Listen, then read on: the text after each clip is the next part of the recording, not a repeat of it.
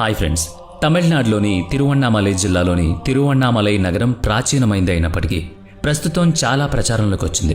దేశంలోని వివిధ ప్రాంతాల నుంచి రైలు బండ్ల సౌకర్యం ఏర్పడింది. రహదారి మార్గం ఎటు ఉందనుకోండి. ఇప్పుడు విషయం ఏంటంటే, ప్రతి మాసం పౌర్ణమి రోజుకు దేశం నలుమూలల నుంచి, మరీ ముఖ్యంగా దక్షిణాది రాష్ట్రాల నుంచి తిరువణ్ణామలైకి వచ్చేవారి సంఖ్య మిక్కిలి ఎక్కువైంది. పంచభూత లింగాల్లోని అగ్నిలింగం రూపంలో వెలసిన ఆ మహాశివుణ్ణి అరుణాచల క్షేత్రం ఉన్నదక్కడే. ఇక ఆలయం వెనుక ఉన్న కొండను సాక్షాత్తు శివస్వరూపంగానే భావిస్తారు. కనుక ఆ కొండ సమస్తం పరమ పవిత్రం. ఎన్ని కష్ట నష్టాలు ఎదురైనా ఓపిక చేసుకుని జీవితంలో ఒక్కసారైనా అరుణాచల గిరివల్లం అంటే గిరి ప్రదక్షిణ చేసి రావాలనేది భక్తుల విశ్వాసం. విశ్వాసం మంచిదే. ఆ కారణం చెప్పి వచ్చిపోయే వాళ్ల వెల్లువ ఎక్కువ కావడమే చర్చనీయాంశమైంది. బస్సులు, రైలు బండ్లు, విమానాలు, సొంత వాహనాలు, అద్దె బస్సులు, వివిధ రాష్ట్రాల రహదారి రవాణా సంస్థలు, వివిధ ఆధ్యాత్మిక యాత్రల నిర్వాహకులు ఏర్పాటు చేసే యాత్రా స్పెషల్స్, ఇలా ఎన్నో రకాలుగా నగరానికి ప్రజల తాకిడి ఎక్కువైంది. అందరికీ బస, భోజనం, దేహావసరాలు తీర్చుకునే ఏర్పాట్లు, ఇతర వసతి సౌకర్యాలు కల్పించడానికి స్థానికులు, ప్రైవేట్ సంస్థలు ఏదోలాగా ఏవో ఏర్పాట్లు చేస్తూ వచ్చాయి. అందుకు అదనపు ఖర్చులు ఎటూ ఉంటాయి.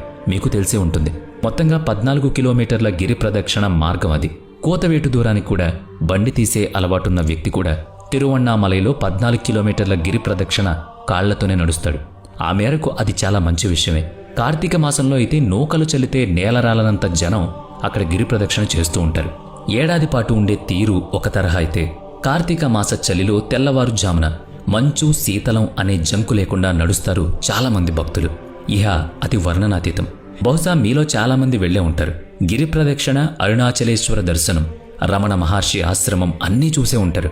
మీరు గాని గమనించుంటే ఐరోపా దేశాల నుంచి, మలేషియా, చైనా వంటి తూర్పు దేశాల నుంచి వచ్చిన యాత్రికులు కూడా కనిపిస్తారు అక్కడ. భారతీయులు పాటించే పద్ధతులన్నీ వాళ్లు పాటిస్తూ గిరి ప్రదక్షిణ చేస్తారు.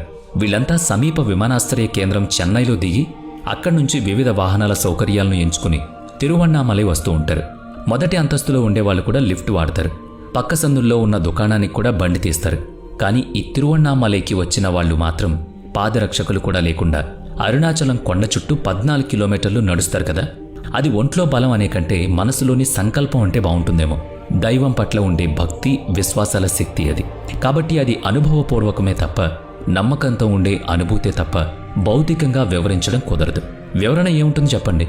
కంటికి ఎదురుగా కనిపించే వాస్తవమే ఆ అలౌకిక శక్తి. నమ్మకమే బలమని కూడా మీకు తెలుసు. సాధారణంగా గుడిలో గర్భాలయం చుట్టూ చేసే ప్రదక్షిణకి భిన్నంగా తిరువణ్ణామలైలో అరుణాచలం అనే ఆ కొండ చుట్టూ తిరగడంలోని విశేషం ఏంటో తెలుసుకున్నారా? ఆ తిరగడం వట్టినే చుట్ల చుట్టడం కాదు, భక్తి ప్రతిపత్తులతో తిరిగేది కనుక దాన్ని ప్రదక్షిణ అనటం సబబు. పిల్లలు, వృద్ధులు అనే వయోభేదం లేకుండా మొత్తం 14 కిలోమీటర్ల మార్గాన్ని వట్టి పాదాలతో గిరి ప్రదక్షిణ చేయిస్తున్న ఆ భక్తిభావం, అందుతున్న ఆ శక్తి విశేషమేంటో చెప్పగలరేమో? ప్రయత్నించండి. అవును, 12 జ్యోతిర్లింగాలు, పంచారామాలు, పంచభూత లింగాలు, ఇంకా అనేక విశిష్ట శైవ క్షేత్రాలు ఉన్న ఈ భారతదేశంలో తిరువణ్ణామలై ప్రత్యేకత ఏంటంటే, సాక్షాత్తు ఆ అరుణాచలమే శివస్వరూపమని ప్రతీతి.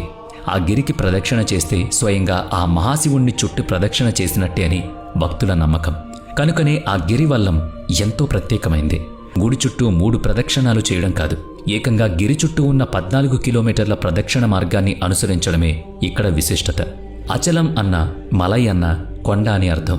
మహాశివుడు అరుణలింగం అంటే అగ్నిలింగంగా వెలసిన క్షేత్రం కనుక అరుణాచలం అని, అన్నామలై అని అంటారు. పార్వతీ సమేత మహాశివుని నివాసమే ఈ పర్వత శిఖరమని భావిస్తారు. ఎవరి ఊరు వాళ్ళకి ప్రత్యేకమే. అయితే వాళ్ళు దానికి అలవాటు పడ్డం మూలంగా మామూలుగా ఉంటారు. కానీ దూర ప్రాంతాల వారికి ఆ ప్రత్యేకమే గొప్ప ఆసక్తి. తిరువణ్ణామలై క్షేత్రానికి ఉన్న సాంస్కృతిక వారసత్వం, చరిత్ర కూడా తెలుసుకుంటే క్షేత్ర దర్శనం వల్ల కలిగే సంతృప్తి రెట్టింపు అవుతుంది. గిరి ప్రదక్షిణ సాంప్రదాయం స్వయంగా శివుని అర్ధాంగి అయిన పార్వతీదేవితో ప్రారంభమైందని చెప్తారు. శివపత్ని నడిచిన 14 కిలోమీటర్ల మార్గమే కాలాంతరంలో గిరివల్లంగా మారిందని ఐతిహ్యం. భూమి మీద జీవులకు శివుని కాంతివంతమైన శక్తి స్వరూపాన్ని చూపించి ఆనందింపజేయాలనే సంకల్పంతో ఆ తల్లి మహాదేవుడే ఇక్కడ వెలిసేలా చేసింది. ఆద్యాంతాలు లేని తెలియని మహాకాంతిపుంజంగా, అగ్నిస్తంభంగా, నెట్టనిలువుగా ప్రకాశవంతంగా వెలుగుతూ మహాశివుడు ప్రత్యక్షమైంది అన్నామలైపైనే. ఆ అగ్నిస్తంభమే అరుణాచలేశ్వరుడు. ఆ ఆది దంపతులు ఆ గిరిపైనే నివాసం ఏర్పాటు చేసుకున్నారు. సదరు విశిష్టత కారణంగానే అరుణాచలానికి తిరువణ్ణామలై ప్రాంతానికి మహాపవిత్రత, ఎంతో ప్రత్యేకత చేకూరాయి. ఆపై అది ఆధ్యాత్మిక క్షేత్రంగా వెలసిల్లింది. ఇందుకు గల చారిత్రక ఆధారాలను పరిశీలిస్తే 7వ శతాబ్దంలో, అంటే నేటికి 1300 ఏళ్ల క్రితమే అరుణాచల క్షేత్ర ప్రస్తావన లభిస్తోంది. సుమారుగా 1000 సంవత్సరాలుగా అరుణాచలం కొండపై కార్తీక దీపాన్ని వెలిగిస్తున్నట్టు చారిత్రక ప్రస్తావనలున్నాయి. భౌగోళికంగా చూస్తే పొలియోలిథికల్ కాలం నుంచి ఈ ప్రాంతంలో జనసంచారం ఉందని, ఆనాటి పనిముట్లు ఇక్కడ మట్టి తవ్వకాల్లో లభిస్తున్నాయని తెలుస్తుంది. అంటే అది సుమారుగా 10,000 నుంచి 30,000 ఏళ్ల మధ్యకాలం. ప్రభుత్వ అధికారిక దృశ్యపత్రాల్లో ఈ విషయాలు నమోదు చేయబడ్డాయి. మరి ఇక్కడ కొండ వయస్సును చూస్తే ప్రపంచ ప్రాచీన పర్వతాల్లో తిరువణ్ణామలై పర్వతము ఒకటని భూభౌతిక శాస్త్రవేత్తలు చెప్తున్నారు. ఆ లెక్కన హిమాలయాల కంటే తూర్పు కనుమల్లోని శేషాచల పర్వత శ్రేణుల్లోని తిరుపతి కొండల కంటే కూడా పురాతనమైందన్నమాట. భూమి క్రస్ట్ ఏర్పడినప్పుడే భూమి మీద తిరువణ్ణామలై పర్వతము ఏర్పడినట్లు భావిస్తారు. అరుణాచల ఆలయ నిర్మాణం 1300 ఏళ్ల నాటిదని చరిత్రకారులు చెప్తున్నారు. అయితే అది ఆనాటి నిర్మాణం మాత్రమే. అరుణాచలేశ్వరుని ఆరాధన మాత్రం అంతకు మునుపు నుంచే ఉంది. 7వ శతాబ్దపు నాయనార్ల సాహిత్యం తేవరాంలో స్వామిని స్తుతించిన వివరాలున్నాయి.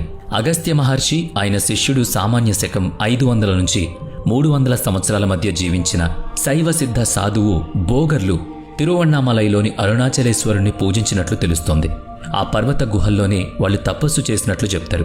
నేటికి 10,000 ఏళ్ల నుంచి 30,000 ఏళ్ల క్రితం అక్కడ మనుషులు నివసించినట్లు పురావస్తు పరిశోధనలు కూడా చెప్తున్నాయన్నది మనం గమనించాలి. హొయసలలు, విజయనగర రాజుల పరిపాలనా కాలాల్లో తిరువణ్ణామలై ఒక ముఖ్య పట్టణంగా వెలసిల్లింది. భారతదేశం విదేశీ దండయాత్రలకు గురైన తర్వాత నవాబుల పరిపాలన, సుల్తాన్ల పాలన, ఆపై ఫ్రెంచ్, ఆ పిమ్మట బ్రిటిష్ వలస పాలనల్లోనూ నగరానికి విశేషమైన ప్రాధాన్యత లభించింది. తర్వాత తిరువణ్ణామలై నగరం పెరిగింది.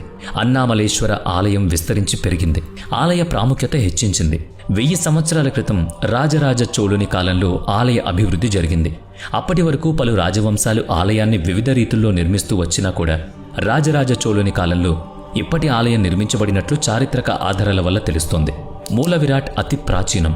స్వయంభూ పంచభూత అగ్నిలింగం అన్నది స్పష్టం. గర్భగుడి, ఆలయ గోపురాలు, ప్రాకారాలు అనేక మంది రాజుల చేత క్రమంగా అభివృద్ధి చేయబడ్డాయి.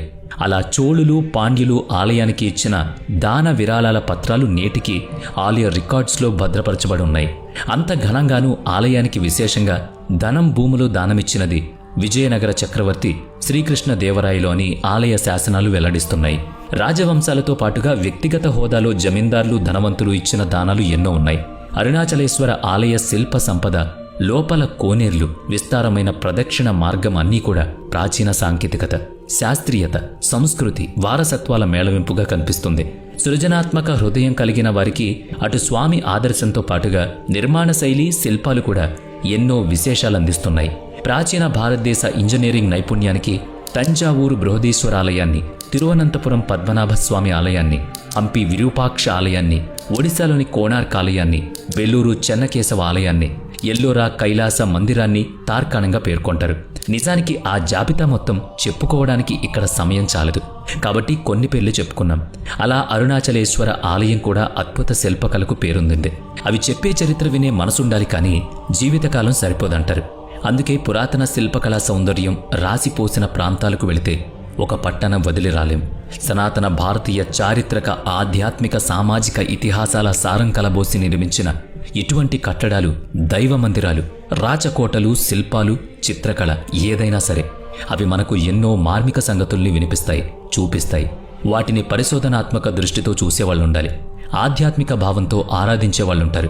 అలాంటి ఆచారాలు, సాంప్రదాయాలు ఎంతో ముందు చూపుతో ఏర్పాటు చేశారు మన పూర్వీకులు. అటువంటి ఒక ఆచారం తిరువణ్ణామలై గిరి శిఖరంపై కార్తీక మాసంలో పూర్ణిమ నాటి రాత్రి వెలిగించే కార్తీక దీపం. కార్తీక దీపోత్సవంగా పేర్గాంచిన ఈ సంబరం 1000 ఏళ్ల చరిత్ర కలది. ప్రతి కార్తీక పున్నమికి ఇక్కడ పెద్ద ఉత్సవం జరుగుతుంది. ఆవు నెయ్యితో తడిపిన భారీ వస్త్రంపై పెద్ద ఎత్తున కర్పూరం ఉంచి శుభగడియల్లో దాన్ని వెలిగిస్తారు. ఊరంతా ఆ వెలుగును దర్శిస్తుంది. గిరి ప్రదక్షిణ చేసిన వారు గిరి చుట్టూ 8 దిక్కుల్లో 8 లింగాలు ఉండడం చూసే ఉంటారు. ఆయా దిక్పాలకుల పేరిట అష్టలింగ ఆలయాలవి. అలాగే ఆలయ ప్రధాన గోపురం నుంచి ప్రదక్షిణ మొదలుపెట్టి నడుస్తూ ఉంటే కొంచెం దూరంలోనే రమణ మహర్షి ఆశ్రమం ఉంటుంది. ఆధ్యాత్మిక గురువు రమణుల శిష్యులకు పూజనీయ స్థలమది. తిరువణ్ణామలై గిరికి రమణులకు ఉన్న అవినాభావ సంబంధం గురించి కొన్ని వందల దృష్టాంతాలున్నాయి. అరుణాచల శివ అరుణాచల శివ అరుణాచల శివ అంటూ నామస్మరణ చేయడంలోని దివ్యత్వం మాటల్లో చెప్తే అనుభవంలోకి రాదు. అది స్వానుభవంలోనే అవగతమవుతుందంటారు సాధకులు. సాధనమున పనులు సమకూరు ధరలోన అని చెప్పారు కదా పెద్దలు. సాధన చెయ్యమురా నరుడా సాధ్యము కానిది లేదురా అంటారు భక్త తుకారం. కాబట్టి భారతీయ సనాతన ఆచారాలను సాంప్రదాయాలను చదివి తెలుసుకోవడంతో పాటుగా ఆచరించి అర్థం చేసుకోవడంలోనే భారతీయ ధార్మిక విశ్వాసాల అసలు గుట్టుమట్లు తెలుస్తాయి. కార్యాకరణ తర్కంతో పాటుగా ఆచరణాత్మక విశ్వాసం కూడా మనిషికి అవసరం. అది మనస్ఫూర్తిగా పాటించిన వారికే తెలుస్తుంది. కేవలం గిరి ప్రదక్షిణ చేసేస్తే ముక్తి లభించదు. ఆ చేసే ఆచరణ త్రికరణ శుద్ధితో నెరవేర్చినప్పుడే అసలైన సిద్ధి కలుగుతుంది. మన ప్రయాణ మార్గంలో పరిశుభ్రత పాటిస్తుంటేనే పవిత్రత కలుగుతుంది. చిత్తశుద్ధి లేని శివపూజలేలరా అన్నాడు కదా వేమన్న. ఆయన మాటల్లోని మర్మం మనకు అర్థమవుతుంది కదా. ఎన్నిసార్లు పూజలు ప్రదక్షిణలు చేశామన్న సంఖ్య కాదు, చేసిన ప్రతి చర్యలోని పవిత్రత సద్భావమే మనకు మేలు చేస్తుందని మనం గ్రహించాలి. గిరి ప్రదక్షిణ కేవలం నడక కాదు సుమా, మన లోపల ఆత్మ వికసించే మార్గం. అంతఃచైతన్య జాగృతమయ్యే ఒక ఆచరణ. శివనామ స్మరణ, నాయనార్ల శైవ గీత పఠనం, ఆధ్యాత్మిక ఆలోచనలతో నడవాలి తప్ప సెల్ఫీలు పోస్టుల మీద ధ్యాస పెట్టడం కాదు. ఎంత వేగంగా 14 కిలోమీటర్ల నడక పూర్తి చేశామనే రికార్డుల కోసం చేయకూడదు. ఆయా ప్రదేశాల విశేషాలను తెలియజేయడం వేరు, ఇన్స్టాలో కబుర్లు చెప్తూ పోస్టులు చేయడం వేరు. స్పిరిచువల్ జర్నీ అంటే నీ లోపలికి నువ్వు ప్రయాణించడం, నీకోసం చేసే ఆధ్యాత్మిక ప్రయాణం. అంతేగాని ఆ ప్రయాణపు ఫోటోలను అందరితోనూ షేర్ చేసుకోవడం, లైక్స్ కోసం కామెంట్స్ కోసం ఇలాంటి గొప్ప ఆధ్యాత్మిక క్షేత్రాలను దిగజార్చకండి. చార్ధామ్, అమర్నాథ్ యాత్రలకు మనం ఎందుకు వెళుతున్నట్టు ఒక్కసారి ఆలోచించండి. భారతీయ చారిత్రక సంస్కృతి వారసత్వ జీవన విధానాలవి. కాబట్టి మనం ఆయా సాంప్రదాయాల్లోని తత్వాన్ని తెలుసుకుని ఆచరించాలి. కేవలం తంతు నిర్వహించడం ద్వారా మమ అనిపించుకోవడం కాదు. తిరువణ్ణామలై గిరి ప్రదక్షిణ, అరుణాచలేశ్వర దర్శన విశేషాల నేపథ్యంలో అటువంటి చారిత్రక ఆధ్యాత్మిక క్షేత్రాల్లోనూ నిత్య వ్యవహారాల్లోనూ మనం పాటించవ